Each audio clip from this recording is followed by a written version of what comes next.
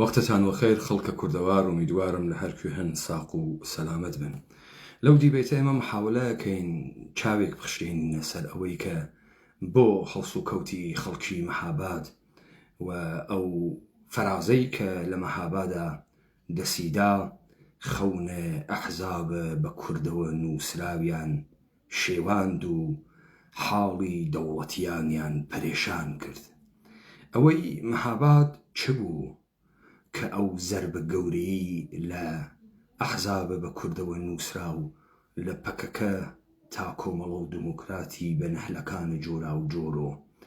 ترساند و پەرێشان کرد.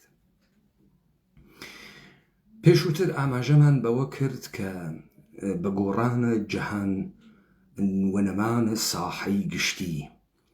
یعنی تۆ لە ناو وڵاتانێکا لەدایک بوویت کە ئینسانەکان خڕۆ کریا بوونەوە لە ناو شارگەلێکا کە لە در و دیواری ئەم شارگەرە قەدەغە بوون و یاساخ بوون و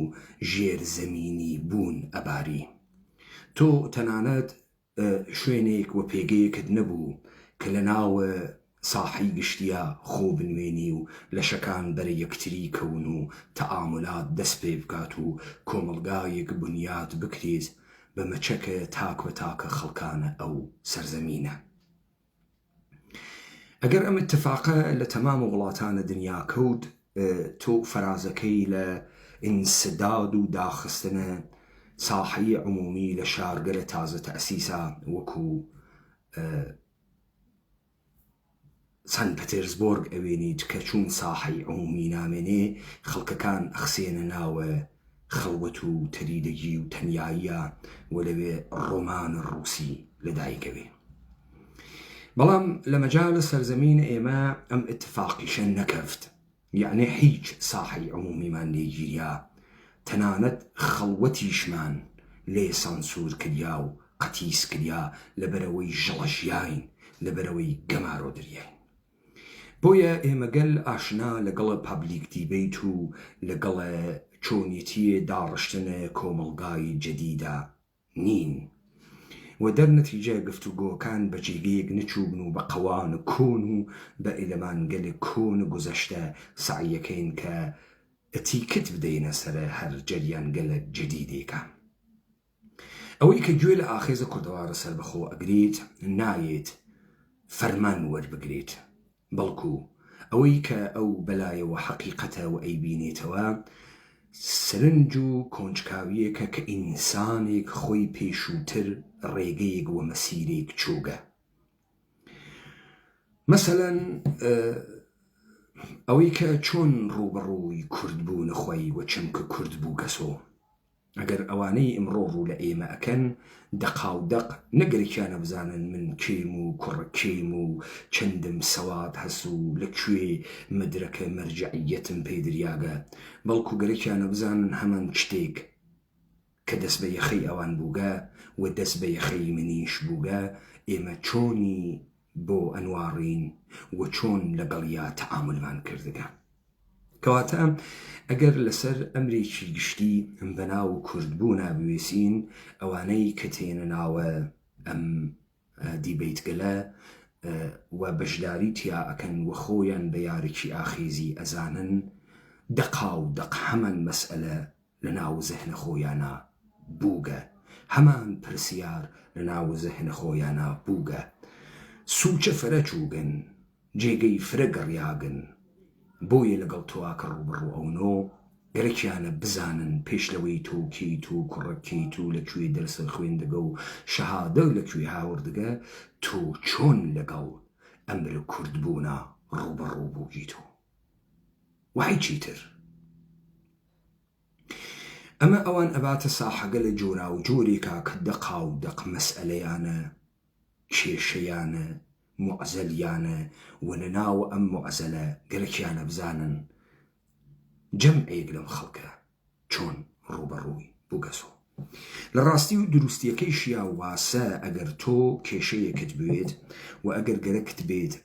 سەبارەت بەم کێشە یا سەبارەت بەم پرسیارە یا سەبارەت بە ئەم فەرزە گەرەکت بێت پێداچوونەوەیەکی پیا بکەی، گەرەکت بێ ریسەرچێک بکەی، دەقاودەق بە شوێنە ئەوە ئەگەڕی بزانی فڵانە کەس لە فڵانە دەورانە لە فڵانە پرتۆکە کە فڵانە شتی نووساگە چۆن ڕوبەڕۆی ئەمرە کورد بوون بووگەسۆ. مەسەلەن بۆ ئێمە تەشخیصماندا شەرەفخانە بدلیسی شخصیەتێکی دەست هەڵوەسی درۆزنە و ڕەبتی بە کورد نییە لەبەر ئەوەی کە شەرەفخانە بدلیسی دەبوایە دەربارەی مەفهومێک بەناوە کورد قسەی بکردایە و تاریخە کورد. و دەقاودەق تۆمەشیە بە شوێنە ئەوە بگەڕیایتە کە ئەم ئاغا چۆن ڕوبەڕووی کورد بووگەسۆ و چۆن ڕوبەڕووی تاریخە کورد بووگەسۆ. ئەوێنینی بە پێشەوانەی تۆ ئاغای شەرەفخانە بدلیسی ڕوبەڕوو نەبوو گەسۆ، ئاغای شەرەفخانە بدلیسی کۆمەڵێ درۆ ئەکا بەناوە تۆ بەناوە گۆزەشتەیە تۆ. بۆی تۆ لەگرا تەشخیصە دەی کە ئەم دەیتاگەلە غەڵەتی کە بە ئادرسە ئینحرافیەک و بە تۆ دریاکە. خۆ ئەمە سەرەتای ئەوە بوو بۆ ئەوانەی کە وا لەم فەزایانە غۆڕۆخ کردگە و ئەم فەزایانە بە فەرهەنگە تازە هەڵگرتگە دەوڵەتانە منتەقە لە ترازاندنە خەڵکە ئێمە دەمکوتکردنە خەڵکە ئێمە تا ئەم دەقیقە بردگە سەبەرەوە. ئەوانەی ڕوو لە ئەم دەنگەکەن و ئەوانەی کە گوێی لەم مەسائلانە ئەگرن دەقاودەق هەمان مەسئلە و هەمان پرس و هەمان کێشە کە بۆ خۆیان مەترەحە گەرەکیانە بزانن لە ڕوانگەی دیگەران و ئەوان چۆن ڕوبەڕووی ئەونەوە. تۆ ئەگەر ئەمر کوردبوونت هەست ئاخێزە کوردەوارە سەر بەخۆوار ڕوبەڕووی ئەوێ تۆ ئیدعای پەکەکەوە کۆمەڵەوە دموکرات و اتحادیە مەیهەنی یەکێتی نیشتمانی و پارتیش جۆرێکی ترە. بۆیە میزانە جددیبوونە لە پەیداکردن حەقیقەتە، لە پەیداکردنە وەڵام ئەو پرسیارە کە تۆ بە شوێنە شتێک بەناوە حەقیقەتا ڕەوان ئەکا بە مەحزە جوابدانەوەی ئەو پرسیارە میزان خلووسە تۆ لە بە شوێن گەڕانە ئەمە دەرئەخە. بۆ خاترەوەی لەمە تێبگەین من مسالێگەدەم. ئێمەمانان سەرقاڵە ئەوە نین کە بزانین بن و بنەچەقە هەر شتێک لەکوێتێت. سوال ئەمەسە بۆ ئەو حرەکەتەی کە لە شارە مەهاباد ئەکرێت بۆ ئەبێتە هۆی پەرێشان حاڵیە ئەحزابە بە کوردۆن و سریاگ.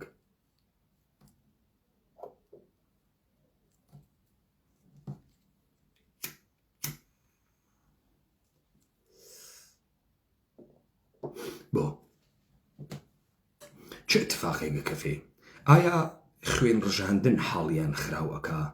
کوژیانە مردمە ئێمە حاڵیان خراوەکە؟ ئایا تونند و تیژی بەرامبەر بە مردم حاڵیان خراوەکە؟ چی ئەڕواتە قاڵە بە تونند و تیژی؟ ئیختاردان خەلعە ماڵکردن، دوور و خستنە کۆمەڵایەتی، دەستگیرکردن، بێسەر و شوێنکردن، محاکمەکردن، لە سێدارەدان، لە سلولە ئینفرادیا خستن، حکومە درێژدان. چی ئەڕواتە چوارچێوەی تونند و تیژی بۆ حاڵە ئەمانە خراوەوێ؟ و بۆ خشونەت و تونند و تیژی بۆ حاکمیەت بەری بەوری بۆ پاکۆ ئەکرێتەوە، بەڵام لەلایەنە خەڵک و قەبیحە ئەگەر جواوە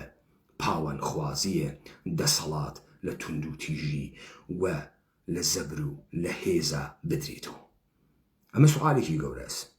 ئەگەر جەریانگەلێک هان بە شوێنە ئەوەی کە مەحبوبیەتیان لە ناو مردمێکە و زۆریان بە مردمێکە کە ئەتوانن لە بەرامبەر حاکمیەتا بە کێشە خەڵک لە بەرامبەریانە بێسن و ئەوەی کە تەوازونیان بە دروستەکە کێشە ئەو خەڵکەسە و میزانە مەحبوبیەتێکە و هێزێکە کە لە دڵ ئەو خەڵکە تێتە دەرەوە بۆچی ئیشێ حاڵە ئەمانە خراو بکە و بۆچی ئیشێ ئەمانە وا بەرخۆردکەن؟ بۆچی ئەم حیزبانە وەختی گەرەکیانە ئەهەمیەتە خۆیان نیشان بدەن دەست ئەوەن بە میزان خوێنێکە داگیانە و ئێژن کوژیاگمان داگە، دەرنەتیجە ئەحتراممان بگرە چون کوژیاگمان داگە؟ بۆچی ئێستا ئەم کوژیاگانە ناون و هۆ سەمەرەی زیاترە ئەو شتێک ئەوان پێیان بەوت دارە ئازادی بۆ حاڵیان خراپەکە؟ حاڵیان لەکوێ خراپە بێ و بۆ بە پەلەپەلتین ئەم قسە گەلەکەن؟ ناسینە ئەمە و کارکرد و ڕۆڵە ئەمانە ئێشێ تۆ لە پشتە و فرشتێکی تر بناسی تا بتوانی وەڵامە ئەمە بیت و تۆ چه ئەسلحەیەک وا لە دەستا کە دیگەران نێ لە دەسیانە تۆ لە ناو جامعەی کا لە دایک بووی خەڵکەکەی خۆت ئەناسی خاک و سەرزەمینەکەی ئەناسی نەهلەگە لە جۆرا و جۆرە فکری ئەناسی سەکتگەل و فرقەگەلە مختلف ئەناسی جەمعیەتگەل و کەسایەتی های جۆرا و جۆرە دروستکریاک ئەناسی ئەو ناسینەی تۆ هەسد دیگەران نێسیان سەرەڕای ئەوەی کە تۆ پێگەت هەست جێگەت هەست و بوونت هەست لە ناوە ئەم خەڵکە ئەم مردمە و ئەم سەرزەمینە بۆ خاتری ئەوەی کە مەسادیق بێرم لەمە تێبگەین بزانن ئێمە بارهای بار بیستگمانە ئێژن کە ئەم مێژووی ئێرانە مێژووی ئیمپراتوریەتی پادشاهانی گەردەنکەشی ئێرانە بۆ تۆش فیلم دروستەکەن فیلم 300 بۆ دروست ئەکەن ماجەراوی ماراتۆنت بۆ بەحسەکەن لە فەتحە یۆنان بەدەستە هەخامنشیەکانە بەحسە لەشکرە دەریایی و لەشکرە زەمینیت بۆ ئەکەن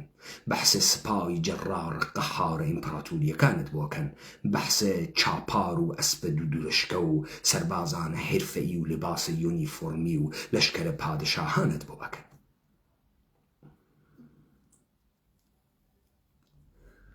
تۆ ئەگەر تەمامە ئەم خیاڵانتە لە زێهناوێت بێ ئەوەی هیچ وردکارێکت کردوێ ناگەی بەم لەختەیە کە منی سەپێتانێژم دانەیە ناشیرینە بچووکە 40 کیلۆیی بەناوە حەمەی باقری ڕئیسە کل ستاد نیروهای مسلح ئێرانە بۆ من فرە جالب بوو ئەم کاورای نەحیف زەعیفە بە قیافە حیچە چۆن ڕئیسە ستاد نیروهای مسلح ئێرانە دووەمین مەقام دوای فەرماندەی کل قوا چه تایبەتمەندیە وا لە ناوە ئەم کاورا کە لە بەقییان نییە وەختی تاقیقم بە شوێنیا کردیب ئەمە برایەکی هەست بە ناوە حەسەنە باقری ئێستا بۆ ئێوە جالبە بزانن حەسەنە باقری کێس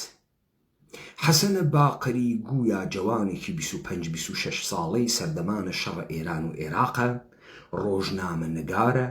و ئەڕواتە لای موحسەن ڕزایی لە کاتە شەڕەکە لە جبهەی جنوبە تازە دەسی پێکردگە و ئێژێ من ئستراتژیستە شەڕم لەوێ چه اتفاقێک هەفتگە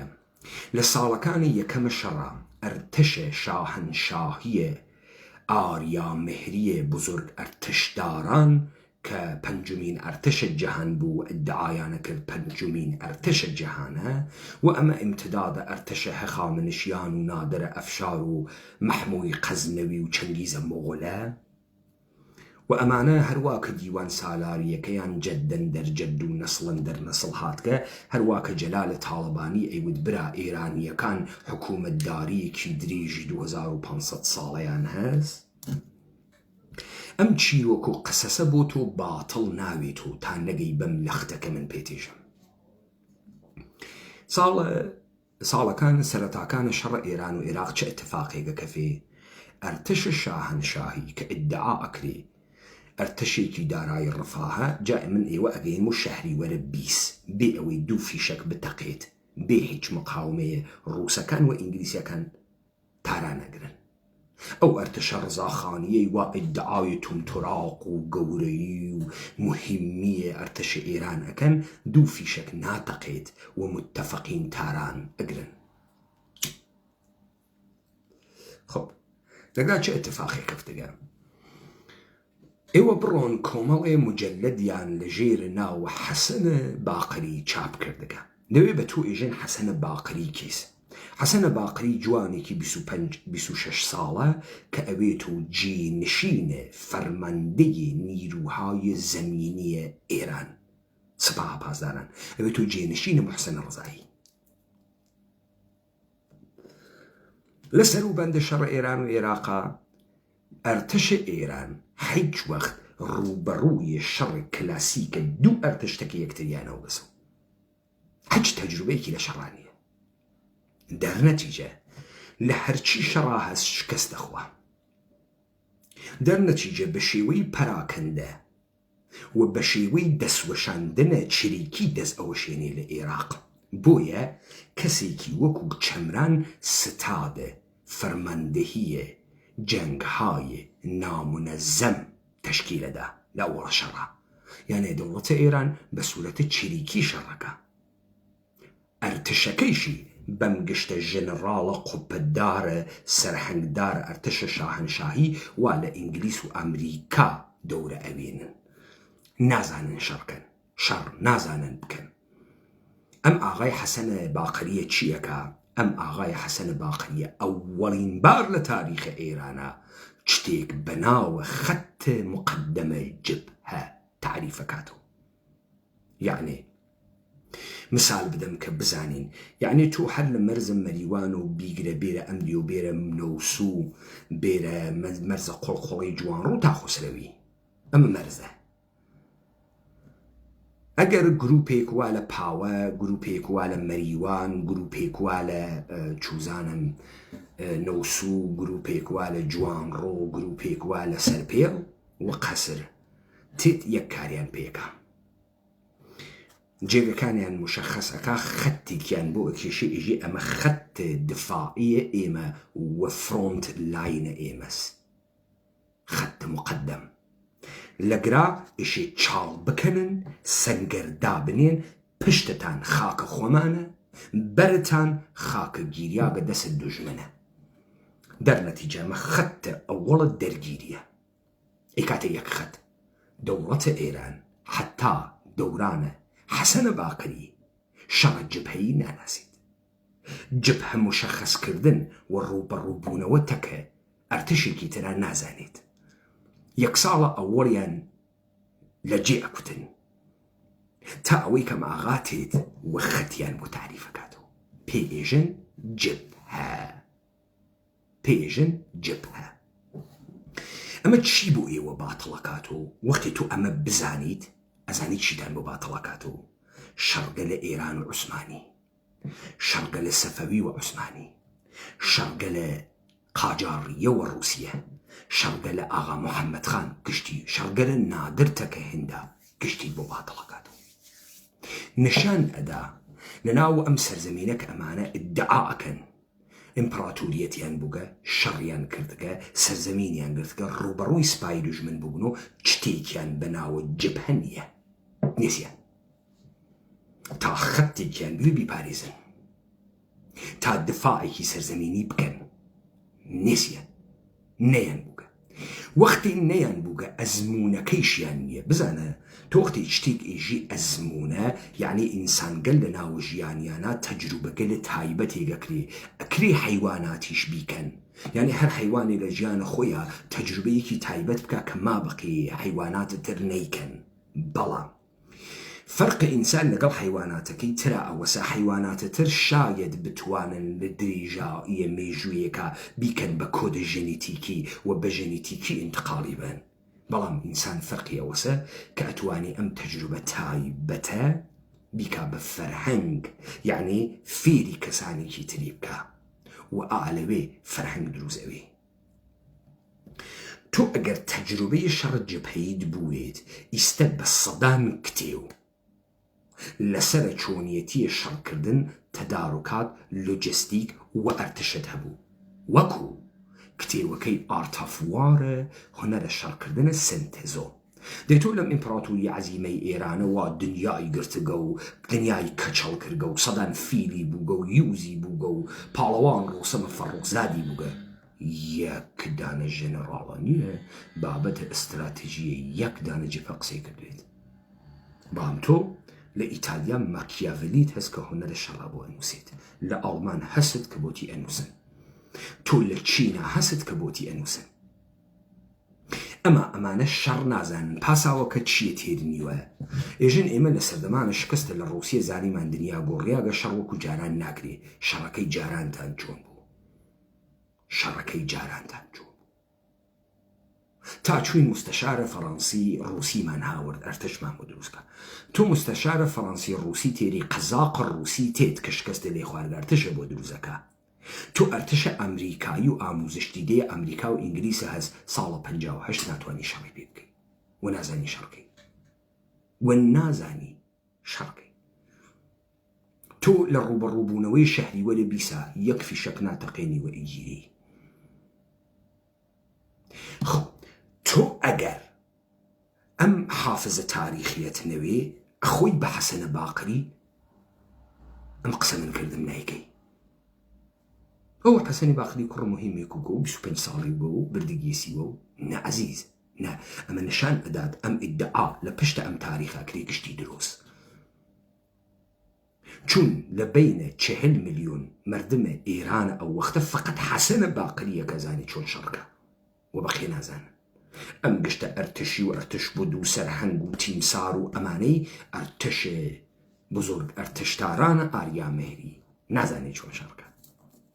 وإيران شر كلاسيكي نكردك والدوراوي شرج هات درو لشركة الدوراوي شر هات درو لشركة تا سال 69 صدام حسين لجريان شر كويتا 10,000 كيلومتر مربع خاك إيراني كالإشغالاو خوي جيشت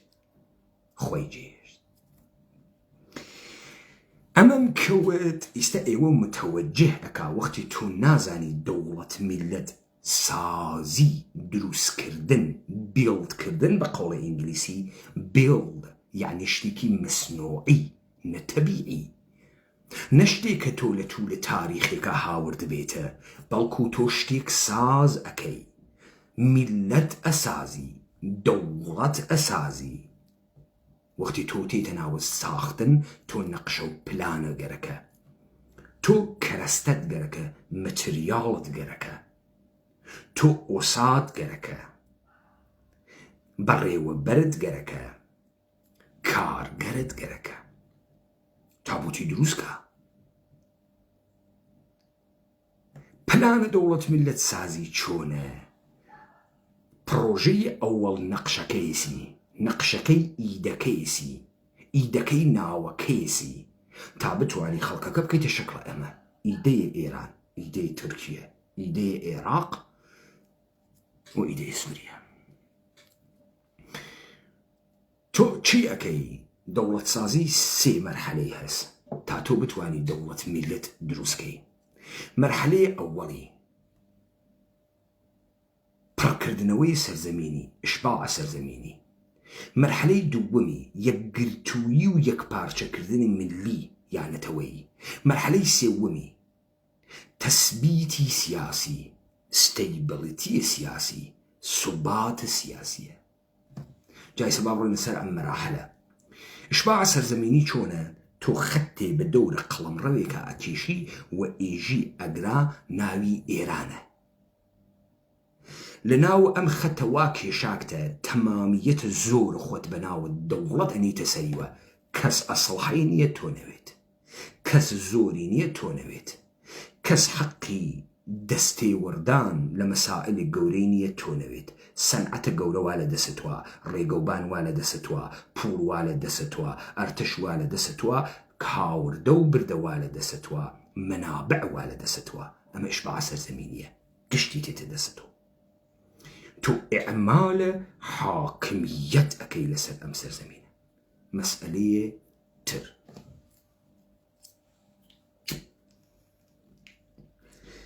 استا تيت كيشكان أم قلم رول لحاز السنوريو برطرف أكي ايتو هاتكي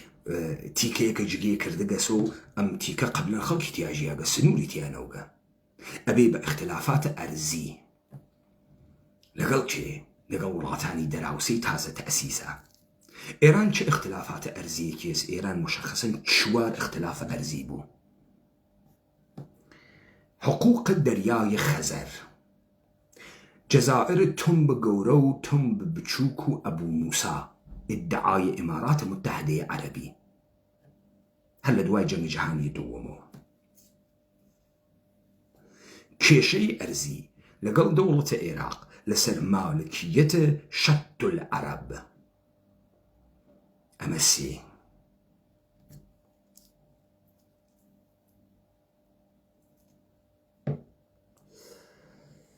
اختلاف أرزية قورة لسنورة وإيران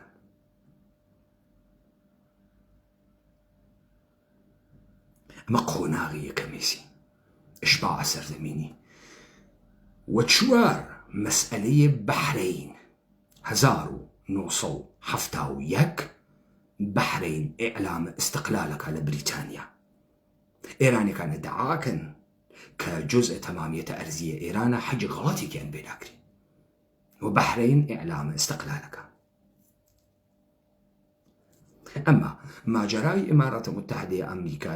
متحدەی عەرەبیان بۆ وسکوتەکەن لەسەر جەزایرە سێگانە و ئەمما مەسئلەی عێراق دەوڵەتە ئێران بە تەمام قودرەت دەستێوەردان ئەکا لە ساحەی سیاسی عێراق و دەوڵەتە ئێران ئەگەر کورد قەومی ئیتنیکی بەدەست و نەوایە نە دەوڵەتە ئێران دروست ئەو نە دەوڵەتە عێراق دروست ئەو نە دەوڵەتە تورکیە دروست ئەو نە دەوڵەتە سووریە عاملە دروستبوون و تەشکیلە دەوڵەت میلەتەکانە ئێرانیەت تورکیەت سووریەت و عێراقیەت چونکە کوردە قەومی ئیتنیکیە حەزوی کە کورد ئەمانە ناتوان بوونە دەوڵەت بۆ لە تەمامە ئەم سێ مەرحەلە کە من وتمەمانە لە کارتە کورد ئستفادە ئەکەن بە شێوەیە سەرۆقن نەمستەقیم غير مستقيم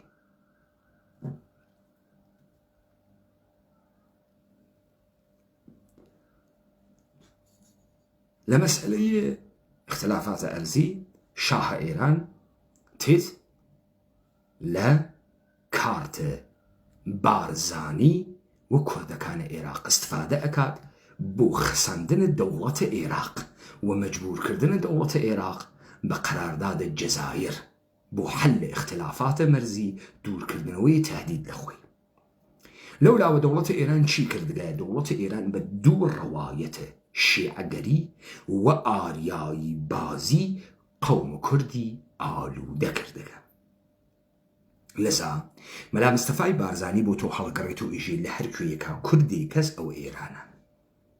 لهر كويكا كردي كس أو إيرانا چون شناس إيراني دروس أويد أصلا يك شناس يك دس يك قرتوي نتوي للدوري كومالي بها كومالي رمز كومالي أسطورة وبرجوندية قشتي دروس أكريت بمن جاركي تكراري كمو شناسيكي يقدسي نتوي لدوري كوماليك بها كوماليك رمز كوماليك أسطورة وكوماليك برجوندية قشتي دروس أكري لدروس كردنا أما تو هم شيوية دولتيكي ومؤسسات دولتي تهز هم شيوية مؤسسات مخالفة دولة تهز كهرتكيان تثبيت أم شناسة مليك لبري الرواية الإيرانية تمام دامو دزگاه آموزش و پرورش و تمام أمانيك تحت ناو قومية كرد بهوي چند كلاس سواديكو كل أم مدارسة إيقرن و تبديل بكار من دان الدولة إيراني أون شيفتية ناسيوناليزم تعريف كرياغ إيراني أون من جملة يكم مدافعان ناسيوناليزم إيراني قشرة طبقية نيروغل مسلحة ارتش تازة تأسيس إيران كي واتيا هرچي اوانيك بناو داب الراوان تازة مؤسسات إيراني چوغن أرون ناو ارتش لقرا آرياي بازي دس بيكا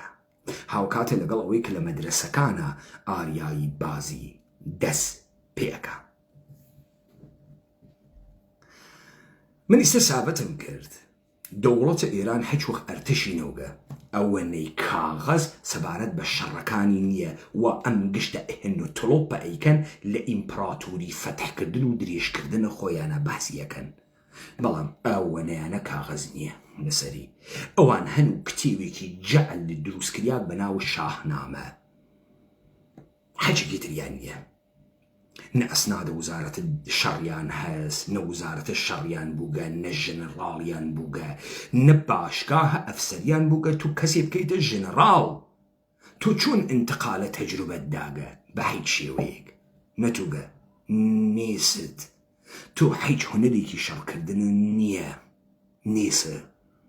تو هیچ تعریفێک لە دوژمن نییە تۆ نەجاسووسی ئەزانی نەدام و دەستگاگە لە پێچیدێ یەک دەسەڵاتە پێچیدێ متەمەرکز ئەزانی تۆ لەگەڵ هیچ نیروی خارجیەکە ڕوبەڕوونەوەگیت ئەمانە بزانیت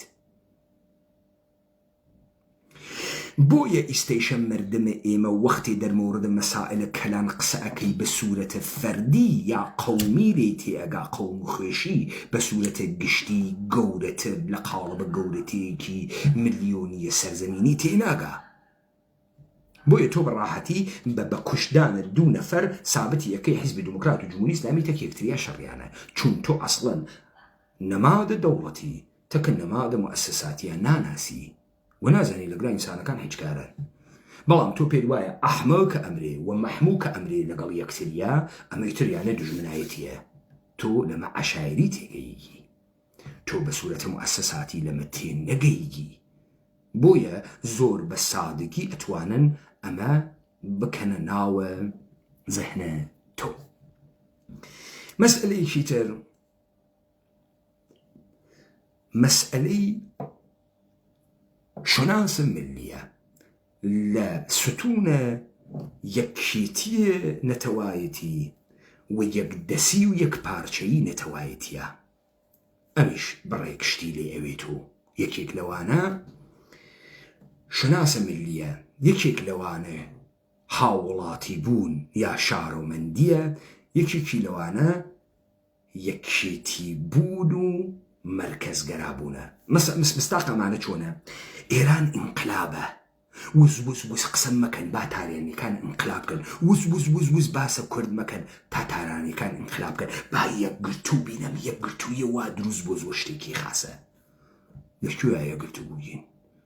يقرتو بوجين نسر شناس إيراني إما حمومان إيرانيين دي تمام الدولة ملة سازي كارية مسا يقرتوية ملي دروسكات كواتا تو بروجي دولة ملة إيراني ويتواو كرت مثال هدم چون اگر امنوی بزانه تو بدو مؤلفه گوره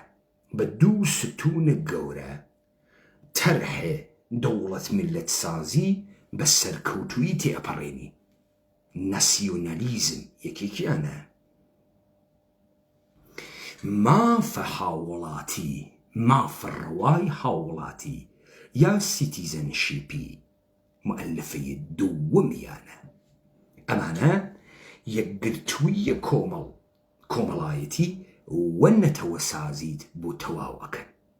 كيوجي ناسيوناليزم وما في شارو مندي يا حقوق الشهر وندي يا سيتيزن شيب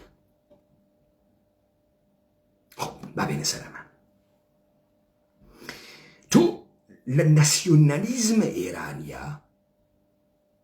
كرواية أكاب تاريخيكو حج ناسيوناليزم كي باطل ناكي بلكو إضافي بيكي ونارحتيك بو مسألة ميديا كانوا دولة ميديا تينية ودعاكي مانداناي جن رئيس قبيلة بارس مادبوغا رواية الناسيوناليزم الإيراني بطور مطلق قبولك تاوان نودو الدعاية حوزي إيران قوري فرهنجي دبوك هرواك آماجم بيكرد أم إيران كإمبراطورية والدولة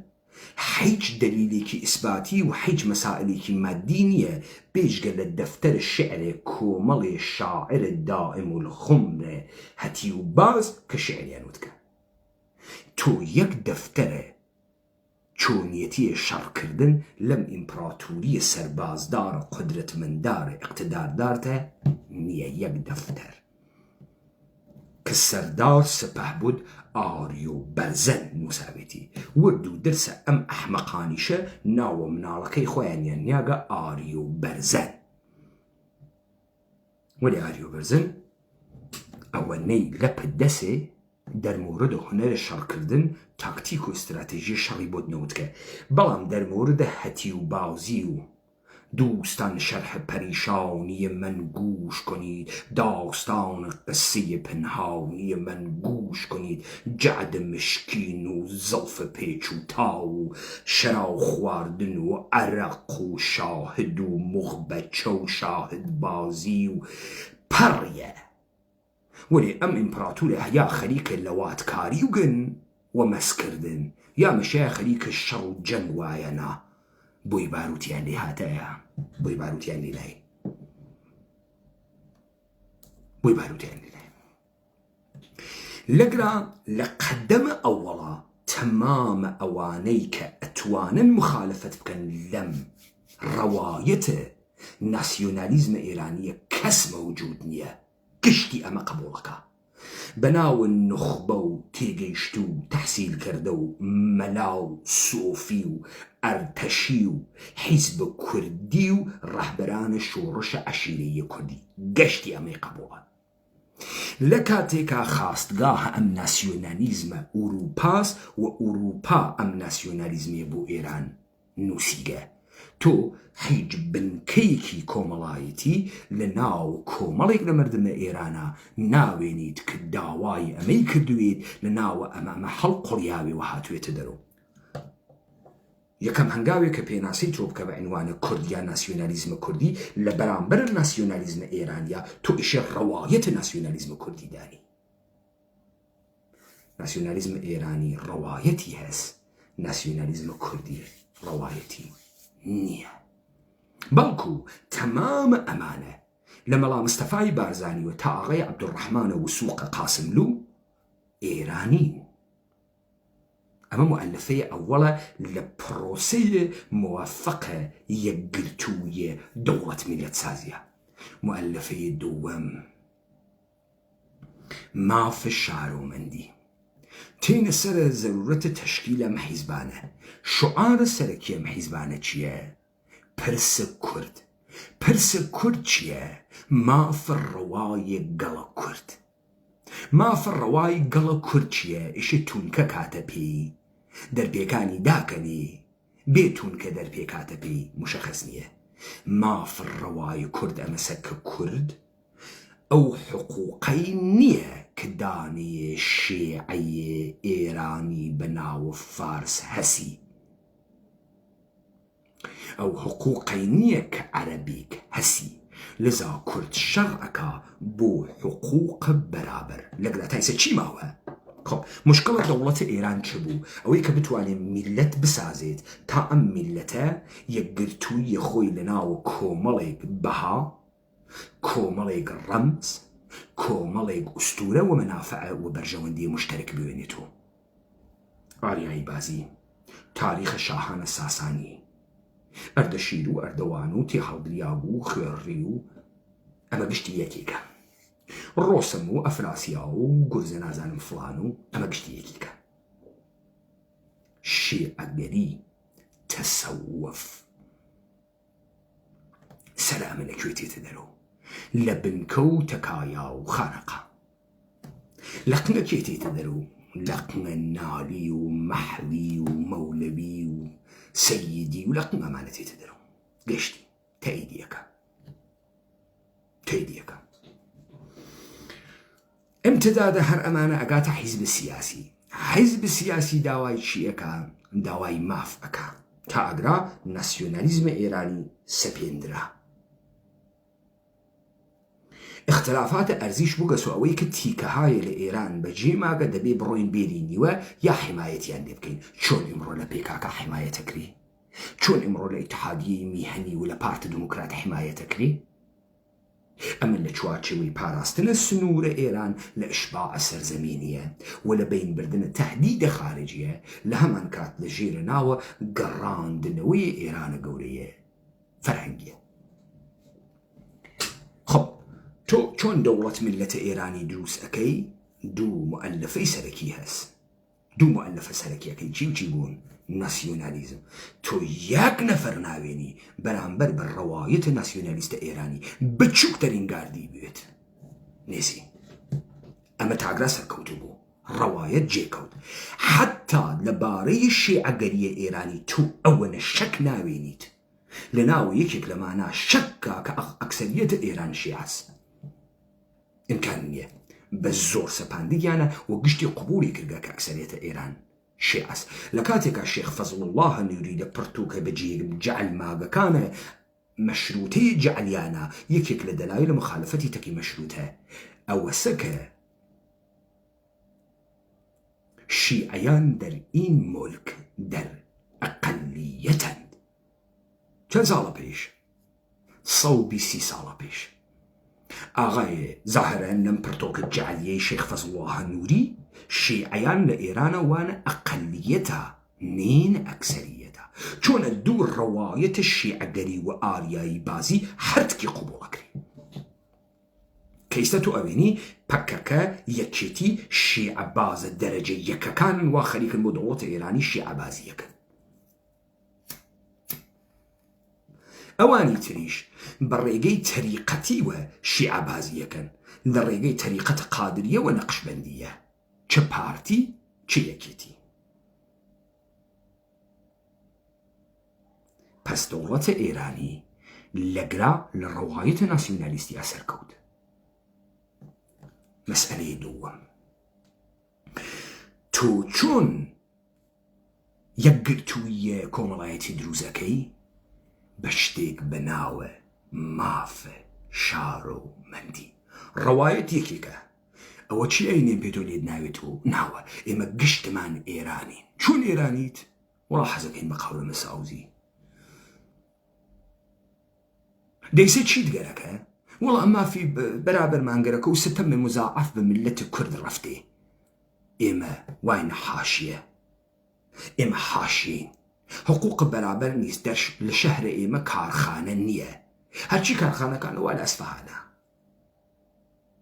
دەیسە چی مانگەرەکە ئێشێ بڕۆین شەڕکەین خوێن بین تێ هەڵدەین دایخەین هەڵیخەین بین و بڕۆین و کە لەناو قانون ئەساسی ئێرانە بە ئێمە بە چاو شەهر و مەند بەرابەر ئێران تەماشا بکرێ ئەویش لەسەر وێژێ ناتان دەمێ لەژێر و ئێژێ کۆرتا مەحرومەند کۆرتا ئەسیلتەرین قەومە ئیرانی هەستن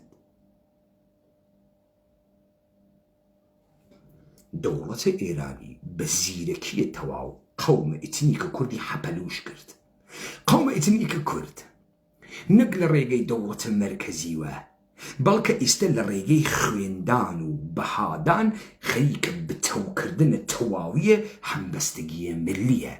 چون ها بە شوێنە حقوق شەهروەندی و زەعف دەوڵەتە ئێرانی ئەمەسە حقوق شەهروەندی بەرابەر نادا تا ئێرانە قەشەنگمان لەدایک بوێت ئێرانمان تۆزێ زشتە چون حقوق بەرابەرە شەهروەندی نادا کوردەکان و بەلوچەکان و ئەمانە حقوق بەرابەرە شەهروەندیان نییە پس ئەوەی کە پێی ئێژن تەزاد دێ کە لە دروستکردنە ملەتی یەکدەسا پەیانبەری خوارد چون ڕزاخان هات زوانی یەکگرتوو دروستکە ملەتی یەکگرتوو دروستکە و لە تەکس مقاومەتە سەرانە عەشایر و خەوانینە ڕوبەڕوو بوو کە لە دەسەڵات کەوتن و ئەمە بوو بە سەرخوردگیەکە هیچ وەک ڕەوایەتە ئێرانیە جێگەی تەواو نەگرێت و ئەڕواتە کامە قۆناغ ئەڕواتە قۆناغە نەهات سازیە قەومهای بێدەوڵەت کە ئەحیانەن تەکە دەوڵەتە ئێرانە وانە تەزاددا بەریکیانە شەڕکەن چون ئەم هۆڤیەتە ئێرانیانە قبول نەکردە دلۆی مطلقە ئەم حیزبانە هۆڤیەتە ئێرانیان هیچ قبول کردگە بەڵکو لە ڕاستایی بتەوکردن و هەتایی کردنە ئەم هۆڤیەتە ئێرانیانە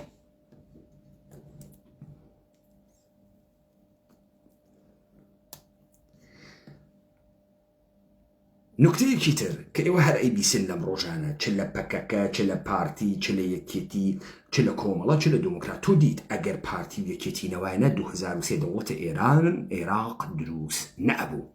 ئەگەر کوردە قەومی ئیتنیکی نەوێت کە بە سوورەتە شەڕێک کە ئەیکا بوو گرتنە مافە شەهروەندیە بەرابەر ما بەقیە خەڵک ئەم سەرزەمینە تووشە ئەم تەوەهمە ناوێت کە ئەو قەومە فارسە یا ئەو قەومە ئێرانیە لەزا ئەو فکرەکە من شتە قەشەنگێکم هەست هەسم ئەو نیسی لە کاتێکە کاورای تارانی چکارەست بێکەس و کارە معتادە لەش فرۆشە گورخابە لە قەورە ئاخەفێ نان نییە بخوات دەستێ زەمینی نییە مەرزی بۆ بەردەی وڵاتی تر نییە لەم دنیا خۆی پێنەکە ڕێگە نییە تەجاوزی پێ نەکرێت و خۆی نەداتە بەربەر ئەوروپانەیەت چی ئەم وەحمەی پێداگە قەوم کوردێک کە ها بە شوێنە تەوەهمە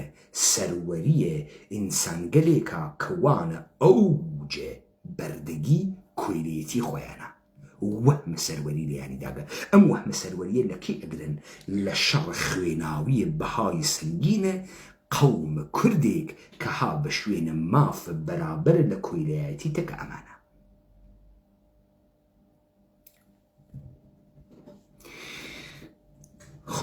لەگرا تو ئەوێنیت هەر لەم سەروبەندەی کە ئینقلابە دەستە نامەرئی ئەکرێت لە ژیرە ناوە دڵسۆزی و تێگەیشتووی و ئەها مردمێک سەری نەوێت چی پێەکەن لە ناوە هەر بنبەردێک ها سەری بۆ دروزەکەن تۆ ئیستا چی ئەشنەفی ئێمە فەرهەنگە شەفاهین و خۆ عادەتمان نییە مەکتوبات لە خەڵکی گرین وەس قسە مەکەن بۆ قسە نەکەی وەڵا تارانی هەڵساگن فقط لە تاران ئێران ئەڕۆخێ چۆن لە تاران ئێران ئەڕۆخێ تێمە سەرە مەقولەیە سەوەم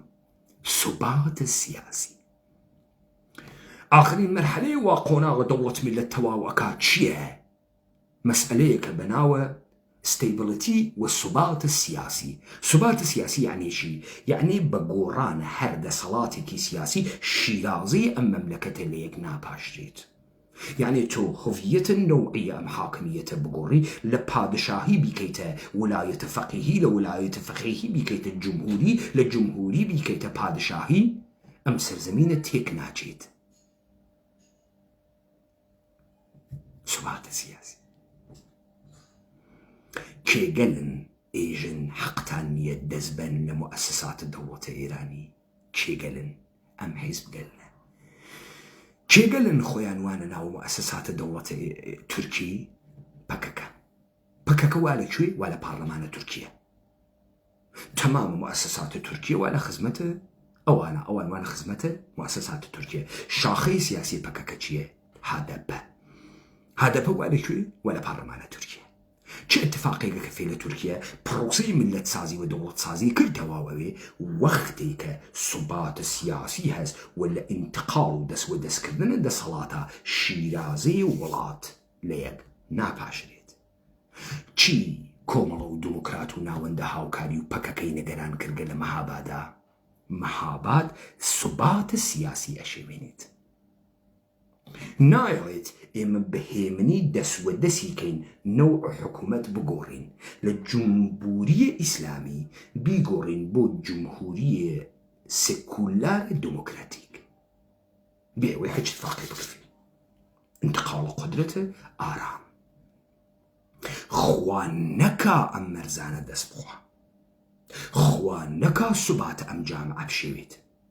ثبات سیاسی نکتەی دووەمی کارامن نیشاندانە دام و دەستگاهە کۆنتڕۆلی وە نظامی هێزە پۆلیس هێزە ئەمنیەتی و هێزە ئەرتش تۆ لە ثبات سیاسیەکی نیشان بە ئەمانە کارامن لە ڕۆژە ئەوەڵە ئەم ئینقلابە ساختگیە ورد و درسە ئەوانەی تریبوون و دەسیان و خەریکون حەفزەکەیانە کرد حەفزە نەهادە ئەرتەشیانە کرد لە تەیە شەڕگە لە ئەحزابە بەرساختەیە کوردی دائیمەن ئەرتەشە ئێران سەرکەوتوو بوو ئەرتەشە هێزە گەریلاییە ئەمان شکست خۆردە بوو نیشانی ئەدا ئەرتەشە ئێران چ هێزە قودرەتمەندێکە وەلی ئەگەر سەدام حوسێن ڕوبەڕووی بووە چووە دواوە حەجێکینەوە ئەگەر هێزە متەفەقین هات ئەوەنەی پێ نەبوو تاران چۆڵ کردیاوە 2 دقیقە وەلێ 50,000 کورد کوژیاگە ئێمە نەمانتوانیگە تا تاران بڕۆین شەڕە ئێران و عێراق بەو گشتە کوشتە دای چەندێک و 250,000 نەفەر وەلێ ئێمە نەمانتوانیگە تا تاران بڕۆین بۆ تویشە نیشان بدەی نەهادە ئەرتش نەهادێکی کارامەست تا ئێران دارای ثبات سیاسیە تەمامیەتە ئەرزیە ئیرانمان را حفظ میکنیم وە چی؟ وە ئەرتش چۆن حفزیەکەی و ئەرتش. ئەم ئەرتشە کەی نیشانی دا بە حەفزیەکە؟ کەی لە بەرامبەر ئینگلیسیەکانە و بەحرەین؟ نە. لە بەرامبەر ڕووسیەکان و دەریای خەزەر؟ نە. لە بەرامبەر عێراقا؟ نە. ئەی لە بەرامبەر کێیە؟ لە بەرامبەر تۆوە تا تۆ هۆڤیەتە ئێرانی قبوڵ کەی و بزانی کە نەهادە ئەرتش نەوێت دەوڵەتێ بەناوە ئێران نییە. بەحسەوە مەکەن کە سەرزەمین بچووکەوێت و سەرزەمین بچووک ناوێت و دەوڵەتە ئێران نییە.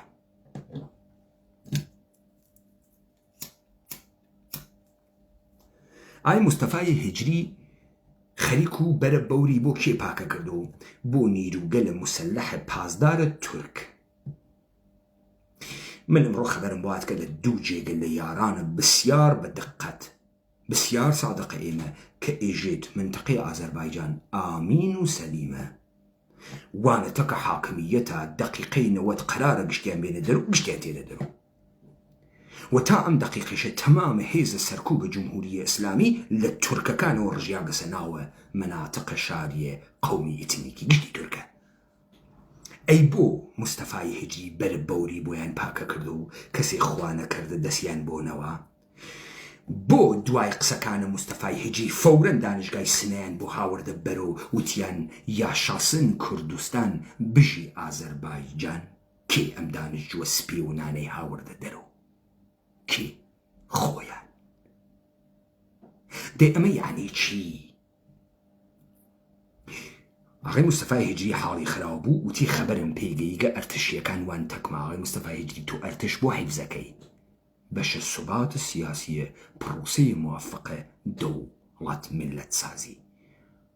پس تۆ تا ئەگرا دیت نەقشە ئەحزابە کوردی دروستکردن دەوڵەت ملت بە شێوەیە بەرعەکس یا بە پەردانە پاروەکە لە دەورە سەرا بوو. تۆ بە سوورەتە مستەقیم بە دەوڵەت و مؤسسات و بە ڕەوایەتە ناسیۆنالیستی هاتکی بە سوورەتێکە مقاومەتەکەی لە بەرامبەرە ئەم ڕەوایەتە هەمان ڕەوایەت ئەوەی تۆ. ئیستا خوێنیشی بۆ ئەدەی، خوێنیشی بۆ ئەدەی نەک دەوڵەتە ئێرانی نەوەرگەسە ژێری سوال، نەک لە بەرامبەرە ناسیۆنالیزمەکە یا ناسیۆنالیزمیشە نییە، بەڵکە تەمامە تەلاشت ئەمەسە لە دڵ ئەم ناسیۆنالیزمە بە خوێنێکی فرەکە ئەیدەی بە مافە شەهروەندی بگەی تا چه ئەتفاقی بکەوێ تا هەمبەستگی ملی دروست بێت. ئانەگراسە ئاغای مستەفای هجری بە ئێوەیژێ کوردستان چەشم و چراغە ئیران.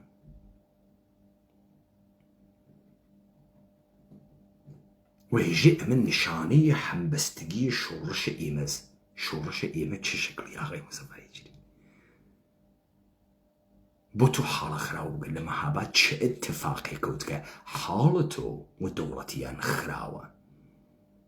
پس تۆ ئەوێنی کارنامەی کۆمەڵە دموکرات پەکەکە پارتی یەکێتی بەڕەسیکە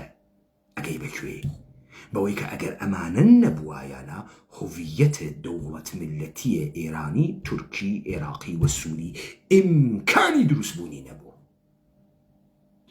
بزان یەک نەفەر تابەر لە ئاخێزە کوردەوارە سەربەخۆ شەکی لە ناسیۆنالیزمە ئێرانی نەکردگە.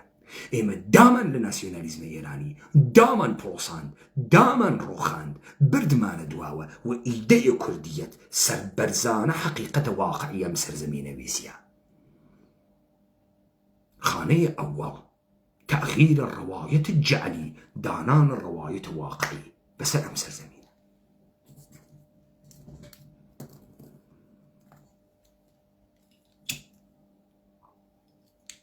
پس ئێمە دیمان لە بەشە سوبات ستیبڵتی سیاسیە ئەمانە مەئموریەتیان هەست نیشان بدەن کە دەسەڵات لەم سەرزەمینە دەسوە دەست ئەکرێت بێ ئەوەی کە شیرازەی حکوومەت تێکبچێت. ئەمە هەمان کار کرد بوو 57 بووە. ئیسێشاسیان بچووکترین حرەکەت کە منتەهی بوێ بەوەی کە خەڵک سەرسازی بکات تەکیا دەرەکەفن. فەورەن جەمیەتێکی بە پوڵ بە پارە و پارەی یەکێتی و پارەی پارتی و پارەی حیزبوڵڵا و پارەی پەکەکە و پارەی دەوڵەتە ئێرانی تێرن تا بتوانن لەناو مردمەکەی ئێمە فەورەن یارگیری بکەن. دوای وەی کە ئاخێزە کوردەوارە سەر بەخۆهاتکەیژی خەڵکی نەخۆتان متعەینکەن خەڵکی نەخۆتان سازمەندەهی بکەن مەتن لە ئێمە هدایەت لە ئێمە و ئێوە خۆتان ڕەهبەرێتە خۆتان بگرنەوەدا تەوەجۆ بکەن وەکو قارچک خەریکە جەریانگەلە بێسەرە بێناوە بێهۆڤیەت لەم شارانە سەردەرەکە کومەڵە شۆڕشگیرانە شارە پیران شەهر کەنیشکانە دامن شۆڕە شارە شنو جدی کێ لێوە کۆمەڵە فکوریەکانە شارە مەهاباد تو کێ کۆمەڵە فکوریەکانە شارە مەهاباد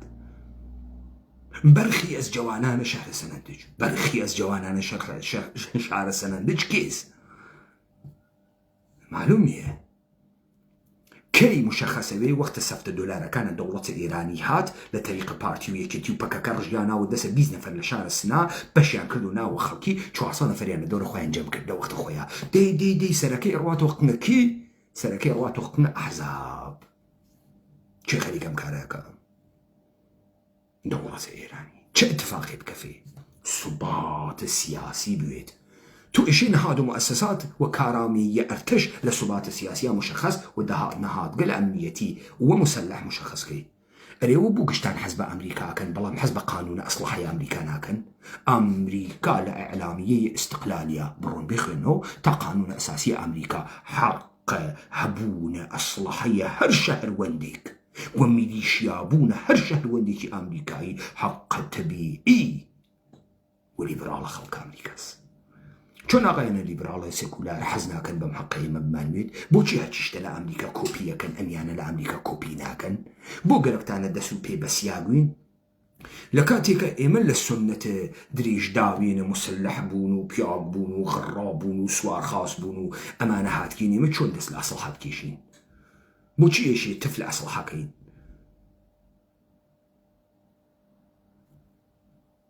لكاتك السنة معنا شهامة وشجاعة وسوار خاصي وقل لها وشتنو شون بيغمبر الإسلام يجي سي ورزش بزانا فير من الله كانت يمكن قل لها وشتنو سوار كاري وملا كردن ما قناجن حديث بيغمبر الإسلام بو بربي ما يقرن فيدي بوين بو بربي ما يقرن بمانويت تا انحصار دولة وحاكمية ملية دولة إيران مع النابة يابكات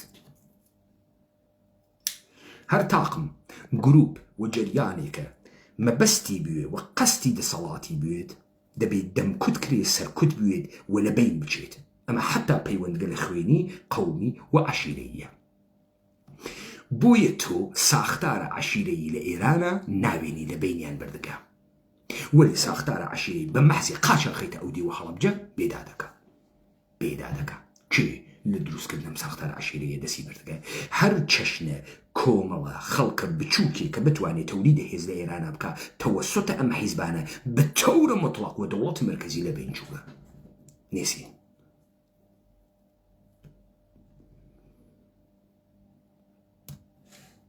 بس إيما ديمان شله إشباع سرزمينيا بصورة أبزار هيز بروكسي دولة إيراني شله يكرتوي ويكبارشي نتوايتي إيراني شل الثبات السياسية نقش السلكية أم حزبانا والرول أصلية أم حزبانا فراموش ناكري وبارك الله عجب بيشيدا هاوكاري دولة إيرانيان كد بو لبروي إيمن نازانين دولة ملت سازي يعني شي نازانين دولة ملت بديديكي أزلي أبدينية إبداعك وسنتك إبداعي تازس شتيكي جديدة موديلكي جديدة لمديريات لتقسيم بندي كردنا خاكا كان سرزوين وإنسانا كان سرزوين نازاني الناسيوناليزم تشيروكا تا مجموعية إنسان لجير النزميكي مشتركة أحيانا خويا قاوكا وإحساسكا أما هويتيان بإدات چیرۆکە کێ لە تەسبیتەم چیرۆکە دەسی بوو تەمام ئەوانەی کە ناویان کورد بوو سرودەکەی کوردی بازیەکان چییە ئێمە ڕۆڵەی میدیا و کەیخسرەوین سەیری کە خوێناویە ڕابردوومان ئەدەبیاتە ئینقلابیان چییە زەحاک و کاوەس ئەمە هەمان نەماوت ئوستورە ڕەمزە مشتەرەکە ومنافع وبرژەوەندیە مشتەرەکە کە یەکگرتوویە شوناسە نەتەوەیی دروستەکە. بدون هەبوونە ئەم حیزبانە ئیمکانە تەسبیت بوونە تورکیەت، ئێرانیەت، عێراقیەت و سووریەت نەبوو، ناکرێ و ممکن نییە. بۆ لەبەرەوەی تاڵەبان و قودرەت پێیا ئەوێت، لەبەرەوەی کەسانێ پێیاوی کە دەسەڵاتیان گەرەکەوە ڕەوایەتێکی تریان هەست بە تەورە مطلق ئێشی تەواوە ڕەوایەت گەلەتر لەبین بووی بەکێ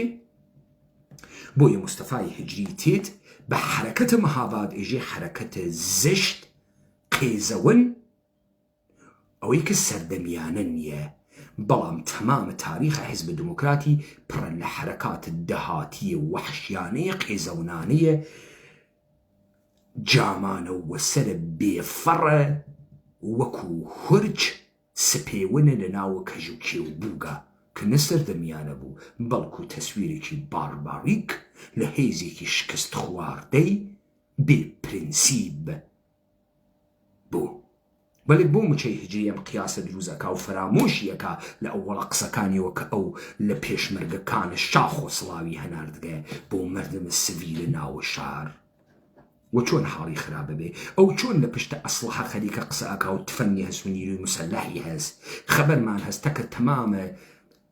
سەرۆک جاشەکانە تەلەفۆنی ئرتباتیان بەرقەرار کردگە، تەتمیع و تەهدید دەکەن. خەبەرمان هەست ئەو سەرۆک جاشە تەکە تووا هاوکاری بکەن لە تۆ جاشتر و لە تۆ پیسترە. با بزانی یەک دانە لە ئەوامڵە دەوڵەتە ئێرانی لە ژێرە دەسە ئێوەیە ئامەڵە دەوڵەتە ئێرانی ناتوانێت جانەماز ئاو بکێشێ، ئاوتان ئەکێشین. فکر نەکەی لەم زۆڵە زۆڵە وا ساڵە 91 کردتان لەگرایش ئەتوانن بیکەن.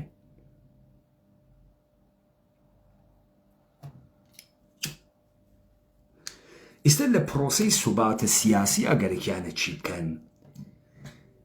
ئاڵ و گۆڕکردنە نەوعە دەسەڵات بێ ترازان و لە دەستچوونە دەوڵەت. ئەمە ئێوەگەێنێ بەکوێ بەوەی کە ئەندامانە بێشەرەفە ئەمە حیزبانە هەر لە ئێستۆ بە تۆ چی ئێژن بە من و تۆ یەکەوای نەخیابان و خەریکین ئینقلابەکەین بوەستن بۆ سنووقت دەنگدان. نەوەڵا تۆ بوێسە بۆ ئێمە تا سنووقت دەنگدانە سوارە ملکەین. یانی چی سنووقت دەنگدان؟ تو کێی؟ یعنی ئێمە هاتکی لەسەر دەرە و شەڕمان کردگە ئیستە ئێمە تئۆریزە و فۆرمۆلیزە ئەوین لە ئێوەی ئەحزاب دۆخەوان ماگنۆ جێکەوتگەن. ئێمە ناتوانین شکڵ و قاڵبە سیاسی لە خۆمان دەربێرین ئیلا ئیشی بێنە سۆراغە تۆ و دەنگ بخەینە ناوە سنووق بۆ تۆ کێمەی بە تۆ وتکە سوباتە سیاسیە دەوڵەتە ئێران. متوەجێ بوو؟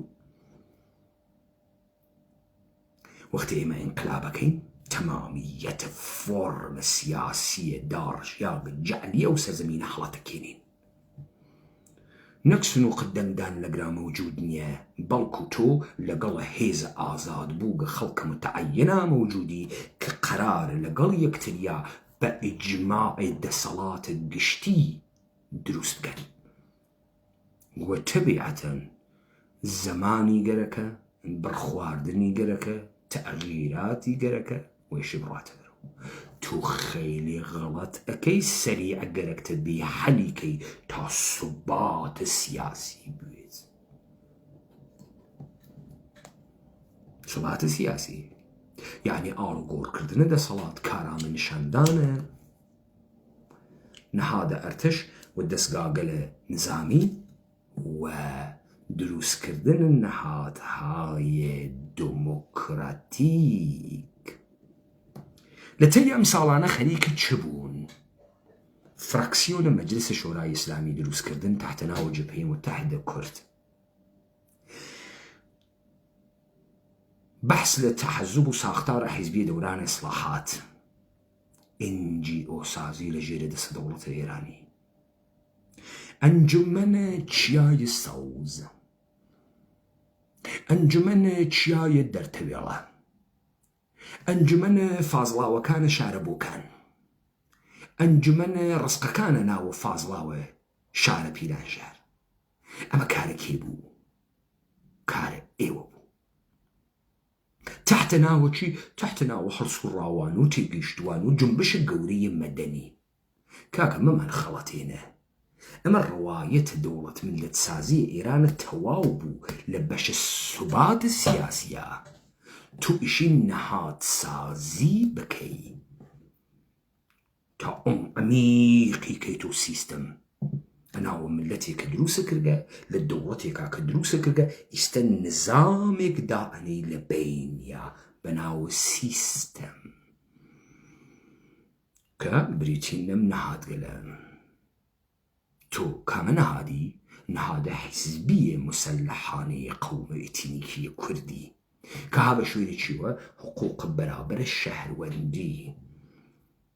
ئەو نەهادگەلەی کە لە سوباتە سیاسیا دروسە کرده بوو چییە؟ لەزا تۆ لەگرام موجودی بچووکتەنی خەلەل لە دەوڵەتە ئێرانی ایجاد دەکرێت فەورەن سنووقە ڕەئیەدانی بێژی ئینتقاڵە قودرەت کردیا بە سوبات و ناکرێت دەست بەین لە موەسسات خوانەک ئەمەی شێوێنن.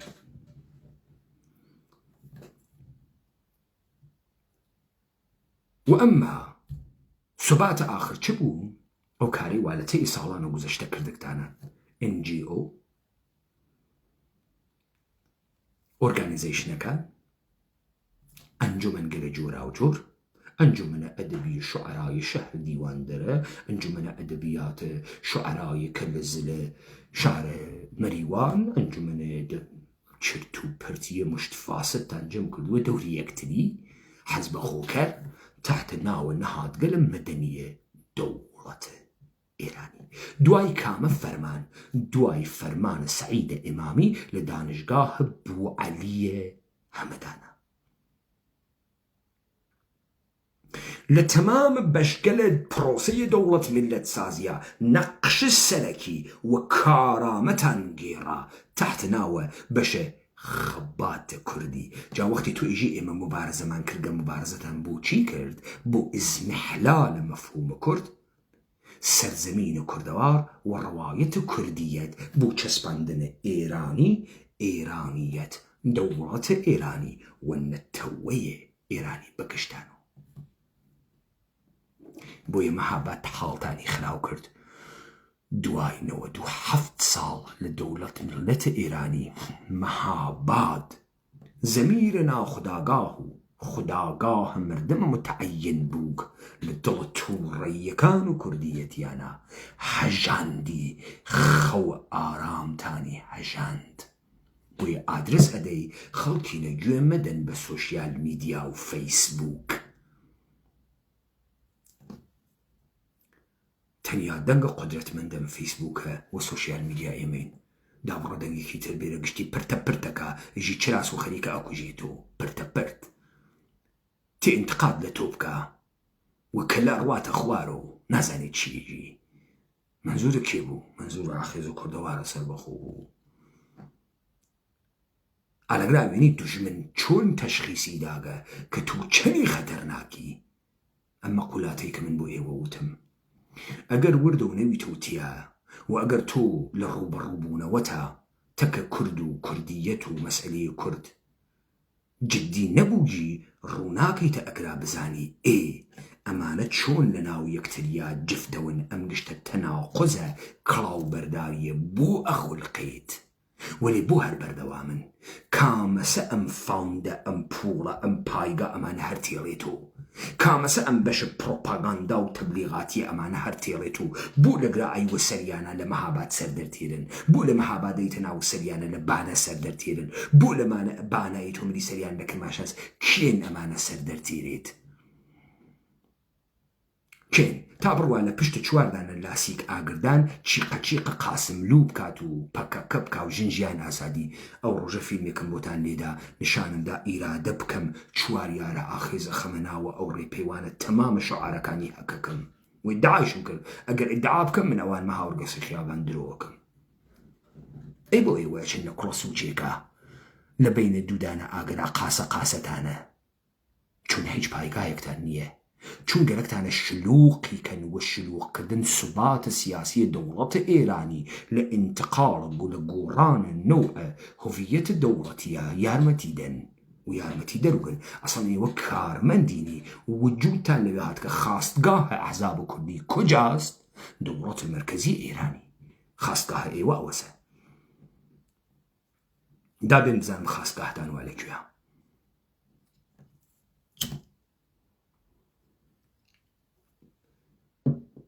جواوە بە کامە مەسەلە بوون کامە توێژە کۆمەلگای ئێمەتان گر کەسە بەرەوە کە لەوێوە هەڵساگن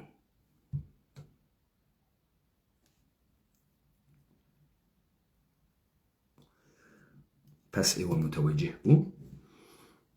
کە فرازە مەهاباد کامە مێخی بەرتاوبوت دەوڵەتە ئێرانی کوتا بۆ لەرز کرد گیاسی زیقیان کردەگە بابزانن خەڵکە کوردەوار ئێمە قودرەتێکی عەجیب و غەریبین خۆمان نازانی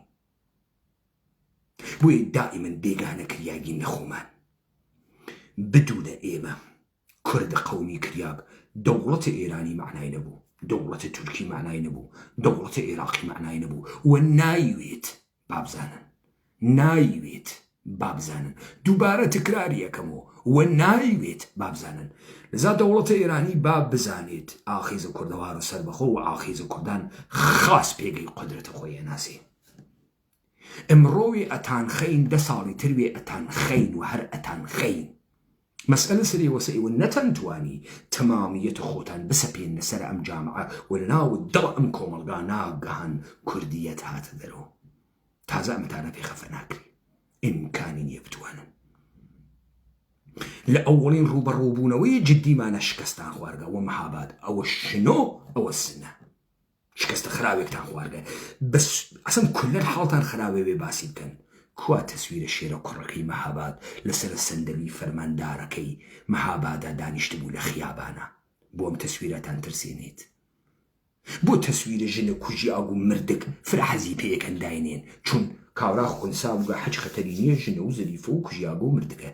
بابەگیان مەگەر نەتانگەن کە قیامکە ئەم خەڵکە و هاش و هوشەکەن قیامکە بین تەسویرە قەهرەمانانە بەو خەڵکە بن تا خەڵک تەماع بیگرێت بۆ خەڵکە ترسێنن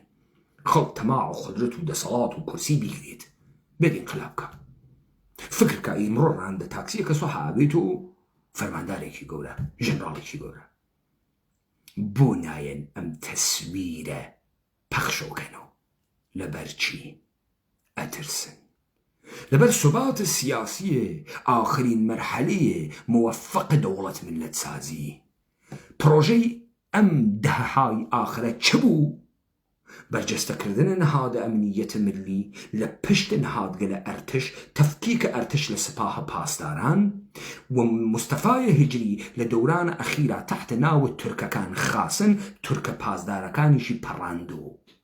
بڕۆ ئەم قسە لە پیرانشەهر بکە مستەفای هجری خەڵکە پیرانشەهر و نەقەدە ئەوەنە داری لێ ئەدەن تا هەرچیدا لە ئازای گیانی ورد بێت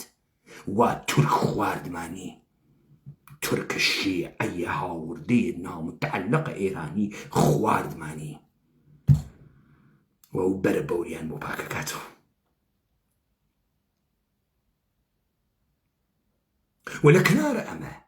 تەیە ساڵهای ڕابردوو تەحتەناوە پێشکەوتوبوون و ژیربوون و عاقڵبوون و ئێمە زۆر مهمی و دنیا حەزمان پێکات لەگەڵ پەکەکە هاوکات خەریکە دروستکردنە نەهادگەل بوون بۆ ثباتە سیاسی ئێران فیلمسازی و ئەدەروچوون و قوتوڕانی جەنگکردن و ئەنجومەنە فڵان و ئەنجومەنە چیای سەوز و دار نەما بەم کەژ و کێوانە گشتیان سووتاند لەبەرەوەی ئەنجومەنە سەوزێ چیایە مەریوان معنا پێیاکە ئەنجومەنە سەوزێ چیایە پاو و هەورامانات معنا پێیاکە ئەنجومەنە سەوزێ چیایە مەهاباد معنا پێیاکە نەهادسازی و هەر کەسێ پرۆسەی دەوڵەت میلەت سازی نەزانێ نەقش و کارکردە ئەم حیزبانە نازانێت ئێمە هەنووس فکرەکەین شەڕە عەشیرەیە دوو نەفەر لەم عەشیرە کوژیا بێت دوژمنایەتیە دەوڵەتە ئێران وەکو موسسات دەرک ناکەین ئەمان وەکو نەهاد و ئۆرگان دەرک ناکەین ئینسانەکان هیچ مهم نیەن هیچ کاران ئینسانەکان تۆ خەریکی تاریخی دروست ئەەکەی نەهادێک بەرجەستە ئەەکەی قدرەت خەیتە دەسیوە ئاژ دۆرانە شەخص نەماگە چۆنە جامعەیە سیستم ئەتوانێ بیواتە ڕێوە ئێوە خۆتان سیستم و بەشێ لە سیستم نییەن چۆنە لەگەڵ تاکەکان معنای هەست بوویەوە شەهیدەکانتان وا کوژیاگن شەهیدەکانتان چه نەقشێکی بووە بۆ ئێوە کوژیاگن نەقش زاهریە دەرگیریە بێمحتەوایە ئێوەی تەکە دەوڵەتە ئێرانی نیشانداگە کە دروی مطلقا ئەم قسەی منەکەی معنا پەیاکەن بچن دەربارەیە حەسەنە باقری بخوێنەوە و مجلداتێک لە یادداشتگە لە 1400 سەفحەیە ئاغایە حەسەنە باقری دروستکریاگە کوڕە 25 ساڵەیە کە تەنیا کەسێکە لە ئێران شەڕکردن نەزانێ وە کەسی تر نایزانێت لە ئێرانە متمدنە ئاریاییە ئیمپراتۆرگەرێک گەورە گەورەیە لەشکەردارە سەرداردارە شەڕکەر تا ئەمە بەڕاحەتی تەواوە ئەو مێژوویە لەشکەرکەشی و پادشاهە سپێونە جەهان فەتحکونتانە بوو باتڵۆکاتەوە چون ئەرتش ئێران هیچ وەخت شەڕ کلاسیکی تەکی ئەرتشێکی ترە نەکردگە تەجروبەی شەڕ جبهەیی نییە هیچ وەخت دوو سپا لە بەرامبەر یەکتریان نەویسیاگن هیچ وەخت ژێنەڕاڵێکیان لەو زەمینە شەڕ و مەیدانە شەڕ تعریف کاتەوە لەزانە تاکتیکیان هەزنە ئەستراتیژیان بڕۆن کتیوەکانە دانشگاهەکانیان بێرن ئەگەر بجوز دەورانە جەنگە ئێران و عێراق بچووکترین تەجروبەیە هیچ ژنەڕاڵێکی ئێرانیان بوویە کە انتقاڵیان داوێت ئێمە ناو خۆمانە گۆڕین جا وەختە خۆی وە درۆ ئەیانوت تاکتیک گەلێ نادرە ئەفشار دەردانشگاههای ئەفسەریە دنیا تەدریس مشوددا بێنە بێنادی و کتیوە شەڕ نادرە ئەفشار بێرن نێستان بۆیە حەسەنە باقری ئەوێت ئەو مەقامە گەورە بۆی ئیسە براکەی ڕئیس کل لە سەتادە نیروهای مسلحە ئێرانە متوەجێ بوون بڕۆن پرۆسەی دەوڵەت میلەت سازی بخوێنەوە تا بزانن نەقش و کارکردە مەحیزبانە چییە و مەهاباد شنۆ و سنە چۆن حاڵیانی خراو کرد و ئیتر باسی ناکەن ئیتر خۆیانەکەن و گێرتەوە باسی مەکەن ئەوە ئێمە این خەڵکە خۆمانی ئینسپایرەکەین با بزانن بەردەوامە تازە دەستی پێکردگە تۆ ناتوانانی بە نەمایش ڕفراندۆم خوازی و حقوق بازی و دەستوە دەستکردنە ئارام و قدرەت کە سوباتە ئێران نەشێوێ ئەوە ژیانە ئێمەز ناشێوێ ژیانە من دەمێکە شێویاگە حچێکی نویسەی جێگی خۆیان ئەوە خەوت دەوڵەتیە ئێوەسوە ئەشێوێت ئەم سەرزەمینە مترێکی شیرێکم ناوێت و بەرق و ئەڕواتە سەر قەبارە گەورەکەی جارانی وا سەرزەمینە کوردان بووگە هەیە یەک متری لێکم ناوێت و خیاڵ ڕات بێ فشارێکی مەکەن لا ئێوە خۆش